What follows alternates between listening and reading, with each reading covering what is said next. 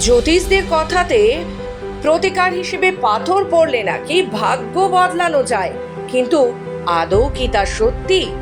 তবে হ্যাঁ, পাথর পড়লে ভাগ্য বদলাক আর না বদলাক তাতে কি, এখন পাথর না পড়েই বদলে যাচ্ছে ভাগ্য। জানেন কি ঘটেছে রোমানিয়াতে এক মহিলার সঙ্গে?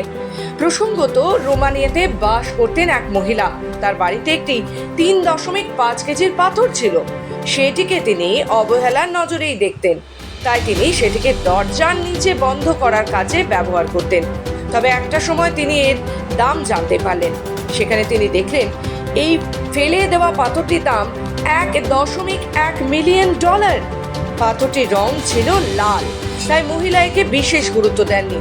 তবে এটিকে যখন বিচার করা হয় তখন দেখা গেল এটি একটি রুবি পাথর। এই ধরনের পাথর 38 থেকে 70 মিলিয়ন বছরের আগের। এই পাথর বর্তমানে পাওয়া যায় না। তার উপর এই পাথরটি যে ওজনের ছিল, সেখান থেকে এটির গুরুত্ব আরো বেশি হয়ে যায়। তবে নিজের বাড়িতে পাওয়া পাথর অতি দামি, এটা জানার পর মহিলা কিন্তু সেটিকে বিক্রি করেননি। তিনি সেটিকে রোমানিয়া সরকারের হাতে তুলে দিয়েছেন। সেখান থেকে এটি রোমানিয়া জাদুঘরে চলে গিয়েছে।